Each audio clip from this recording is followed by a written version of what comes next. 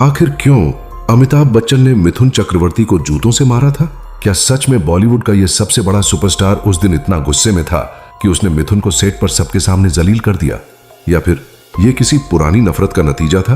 और दोस्तों, क्या आपको पता है कि एक बार मिथुन को एक अमीर बाप की बेटी से सच्चा प्यार हो गया था, लेकिन उस बाप ने उसे गरीब कहकर इतनी बुरी तरह बेइज्जत किया कि मायूस होकर मिथुन अपनी जान देने तक पहुंच गया था। और सालों बाद उसने इस अपमान का ऐसा जवाब दिया जिसे वो अमीर बाप जिंदगी भर नहीं भूल पाया।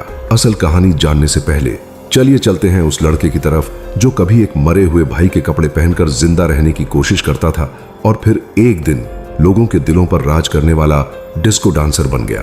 कोलकाता का एक पुराना इलाका बेहला, वहीं एक छोटी सी खिड़की वाली कोठरी में पैदा हुआ था गौरांग चक्रवर्ती, जिसे दुनिया आज मिथुन चक्रवर्ती के नाम से जानती है। घर में कुल 4 लोग, माँ, पिता, छोटा भाई और वो। पिता सरकारी नौकरी में थे, पोस्ट ऑफिस में क्लर्क। इतनी मामूली तनख्वाह मिलती कि महीने के 20 तारीख के बाद राशन उधार में लेना पड़ता। माँ कभी चावल में से कीड़े छांटती तो कभी आंचल से आंसू पोंछती।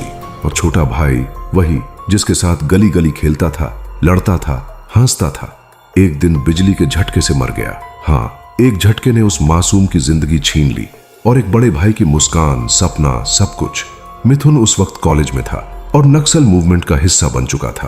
उस समय पश्चिम बंगाल में नक्सलवाद का जोश था। हर दूसरा युवा सरकार से नाराज था, सिस्टम से नाराज था और क्रांति चाहता था। मिथुन भी उस भीड़ का हिस्सा बन गया था, पर वो क्रांति सिर्फ किताबों में नहीं थी, वो गोलियों में, लाशों में, अंधेरे रास्तों में थी। उसने खुद बाद में एक इंटरव्यू में कहा था, मैं जानता था कि मैं एक दिन मारा जाऊंगा। उस वक्त हमें डर नहीं लगता था, बस गुस्सा आता था।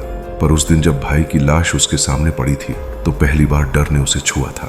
अगर मैं भी मारा गया तो माँ एक ही साल में 2 बेटों को खो देगी। उस सोच ने उसका दिल हिला दिया। वो रातों रात नक्सल आंदोलन छोड़कर गायब हो गया। बेंगलुरु भागा, वहां की गलियों में छिपकर मजदूरी की, कभी वेटर, कभी हेल्पर, कभी किसी के कपड़े धोने वाला। पर दिल में एक सपना था, कैमरा, सिनेमा, स्टेज। कभी स्कूल में जब डांस करता था लोग ताली बजाते थे, पर अब जिंदगी ताली नहीं बजा रही थी, थप्पड़ मार रही थी। वहां से दिल्ली आया और कुछ महीनों के बाद पुणे, जहां था FTII, film and television institute of India. यहां तक पहुंचना कोई आसान रास्ता नहीं था। FTII के फॉर्म भरने तक के पैसे नहीं थे। पिता से जब कहा मैं एक्टर बनना चाहता हूं तो जवाब मिला, घर छोड़ दे। और ये सपने भी। घर से निकला बस एक बैग, एक जोड़ी कपड़े और आंखों में इतना सपना जितनी भूख पेट में थी। FTII में दाखिला मिल गया, लेकिन वहां की जिंदगी किसी जेल से कम नहीं थी। जूतों में गत्ता डालता ताकि छेद से धूल अंदर ना जाए। कपड़े इतने मैले होते कि सहपाठी हंसते थे, लेकिन वहां एक चीज मिली, एक मंच और खुद पर यकीन। अब आते हैं फिल्म की तरफ। 1976 में शिक्षक और निर्देशक मृणाल सेन एक नई फिल्म बना रहे थे, मृगया। उन्हें एक नए चेहरे की तलाश थी जो आदिवासी के किरदार में घुल जाए। किस्मत से वो FTII पहुंचे और वहां उन्हें मिला मिथुन। कोई बड़ा नाम नहीं, कोई पहचान नहीं, पर आंखों में जो तीखापन था वो कैमरे को चीर सकता था। मृगया बनी और चमत्कार हो गया। मिथुन ने अपनी पहली ही फिल्म में नेशनल अवार्ड जीत लिया, बेस्ट एक्टर। लेकिन कहानी यहीं खत्म नहीं होती।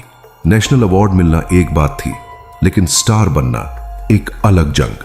मुंबई की सड़कों पर अब भी वो एक छोटा एक्टर था। फिल्में नहीं मिलती थीं।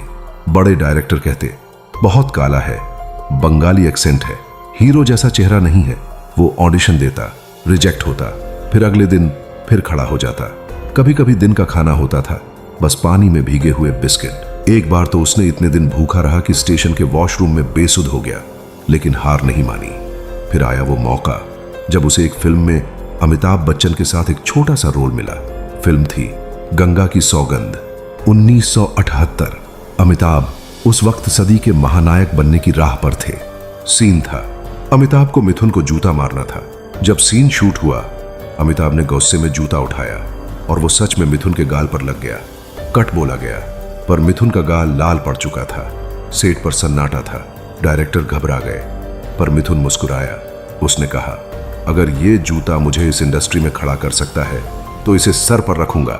अमिताभ उस दिन मुस्कुराकर बोले थे, लड़का तो पक्का फौलाद है, एक दिन बहुत बड़ा बनेगा।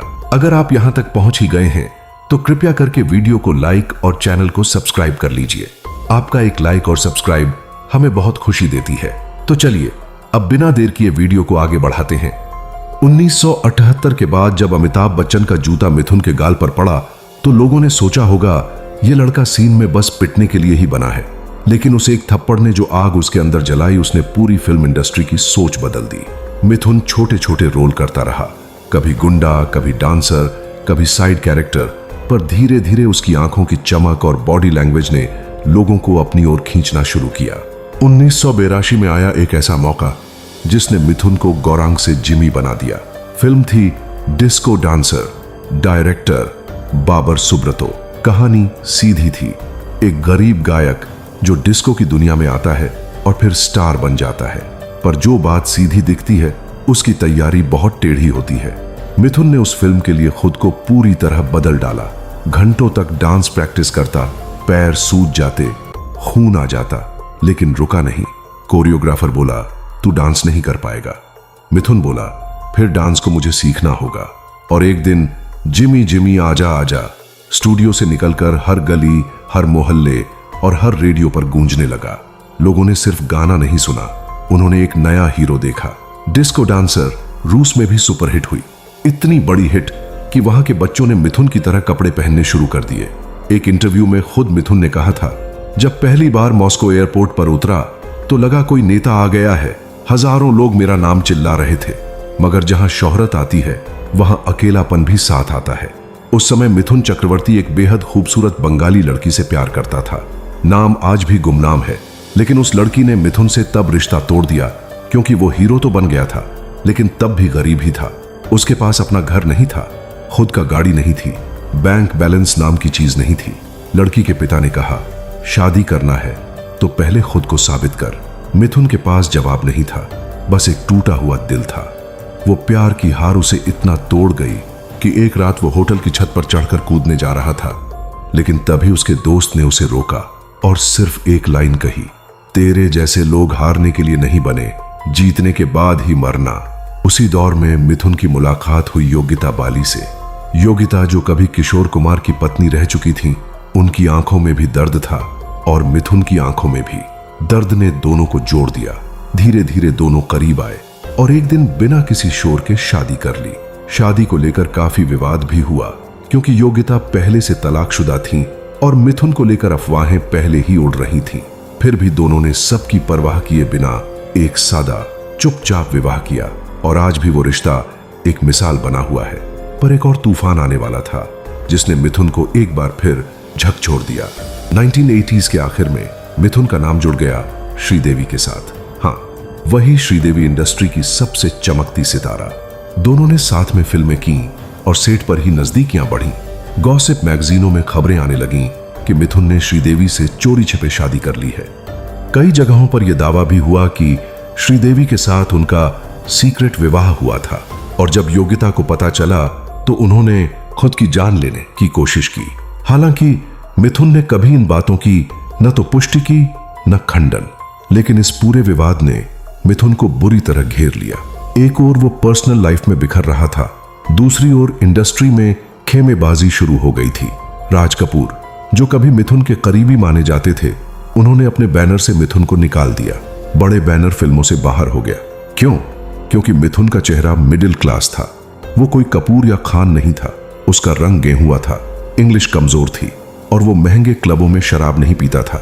इंडस्ट्री में कहावत चल पड़ी थी, मिथुन तो गरीबों का हीरो है, और वो लाइन जैसे एक बद्दुआ बन गई। धीरे धीरे ए ग्रेड फिल्मों से उसे बाहर कर दिया गया। अब वो बी ग्रेड फिल्मों का राजा बन गया। लेकिन मजेदार बात यह है कि जब बड़े सितारे फ्लॉप हो रहे थे, मिथुन ऊटी में 3 फिल्मों की शूटिंग एक साथ कर रहा था। उसने अपने लिए एक होटल बनवाया, मोनार्क, जहां वह शूटिंग करता, एक्टर वहीं रुकते और दिन में 18 घंटे काम होता। कहा जाता है मिथुन ने खुद का फिल्म इंडस्ट्री बना लिया था। पर इन सब से अलग उसका एक और रूप भी था जिसके बारे में कम ही लोग जानते हैं। 90 के दशक का अंत, अब वो जमाना आ चुका था जब इंडस्ट्री में खान्स और अक्षय जैसे नए चेहरे आ गए थे। मिथुन जैसे सितारों को अब पुराना कहा जाने लगा था, पर मिथुन उस भीड़ में खोने वालों में से नहीं था। उसे पता था वक्त बदल रहा है, तो उसने भी अपना किरदार बदल लिया। मिथुन ने फिल्मों से थोड़ा पीछे हटते हुए टीवी और रियलिटी शो की दुनिया में कदम रखा। वो बना डांस इंडिया डांस का ग्रैंड मास्टर। टीवी पर उनका वो डायलॉग, क्या बात क्या बात क्या बात, हर बच्चा दोहराने लगा। अब जो आदमी कभी 75 रुपए में डांस करता था, वो अब करोड़ों रुपए रियलिटी शो से कमा रहा था। पर फिर भी उसकी आंखों में कुछ अधूरा था, क्योंकि स्क्रीन पर अब वो कम दिखने लगा था। और जब कोई चमकता सितारा धीरे धीरे ओझल होता है तो अफवाहें जन्म लेती हैं।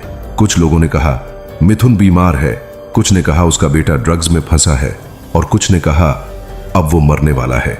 लेकिन सच इससे कहीं ज्यादा चौंकाने वाला था। 2000 के बाद मिथुन को रीढ़ की हड्डी में एक गंभीर बीमारी हो गई थी। लगातार शूटिंग, डांस और एक्सरसाइज ने उसकी लोअर स्पाइन को इतना कमजोर कर दिया कि डॉक्टरों ने साफ कह दिया, आपको आराम नहीं मिला तो ये लकवे में बदल सकता है। ये बात उसने कभी दुनिया को नहीं बताई, क्योंकि मिथुन हमेशा एक फाइटर की तरह जीना चाहता था। उसने इलाज शुरू किया चुपचाप। उधर बेटा मिमोह, जिसे उसने खुद फिल्मों में लॉन्च किया, वो बुरी तरह फ्लॉप हो गया। यहां तक कि एक समय मिमोह पर रेप का आरोप भी लगा। मीडिया ने खूब तमाशा बनाया। मिथुन कुछ नहीं बोला, बस एक बार कैमरे के सामने इतना कहा, बाप बनने से पहले अच्छा इंसान बनना जरूरी है और मैं अपने बेटे को यही सिखा रहा हूं। इन्हीं दुखों के बीच उसने राजनीति में एंट्री ली। पहले वो टीएमसी से जुड़ा, फिर बीजेपी से राज्यसभा में सांसद बना, पर वहां भी ज्यादा वक्त नहीं टिक पाया। राजनीति में जो दोमुहापन देखा, उसने कहा मुझे लोगों के लिए काम करना है, लेकिन ये कुर्सी मुझे नहीं चाहिए, और इस्तीफा दे दिया। इधर उसकी तबीयत बिगड़ती गई। 2022 में अचानक एक दिन उसकी तबीयत इतनी खराब हो गई कि उन्हें आईसीयू में भर्ती करना पड़ा। खबरें आईं, मिथुन को ब्रेन स्ट्रोक हुआ है, अब शायद कैमरे के सामने दोबारा न दिखें। लेकिन जिसने जिंदगी भर गिरकर उठना सीखा हो, वो मौत से भी लड़ना जानता है। कुछ महीनों के बाद एक वीडियो सामने आया जिसमें मिथुन हॉस्पिटल बेड पर लेटे हुए मुस्कुरा रहे थे।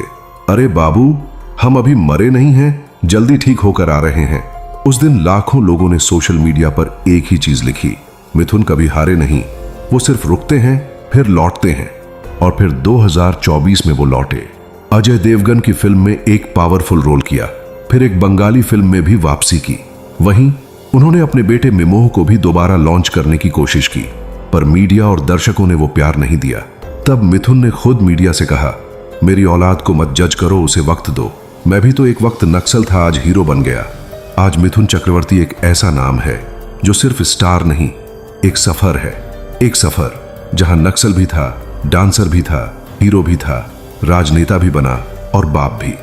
वो आदमी जिसने गरीबी देखी, जूते खाए, प्यार खोया, इज्जत पाई और फिर सब कुछ खोकर भी मुस्कुराया। और हाँ, वो जो अमिताभ बच्चन ने जूता मारा था, वो आदमी आखिर में इतना बड़ा बन गया कि अमिताभ ने खुद कहा, मिथुन दा टू इंडस्ट्री का वो सितारा है जो धूप में भी चमकता है। अगर आपको ये जानकारी अच्छी लगी हो तो इस वीडियो को लाइक कीजिए, शेयर कीजिए और सब्सक्राइब जरूर करें। और अगर आप भी कभी जिमी जिमी पर नाचे थे तो कमेंट में मिथुन दा के लिए कुछ दिल से लिखिए, क्योंकि तालियां तो सब बजाते हैं पर यादें कुछ लोग ही संभालते हैं।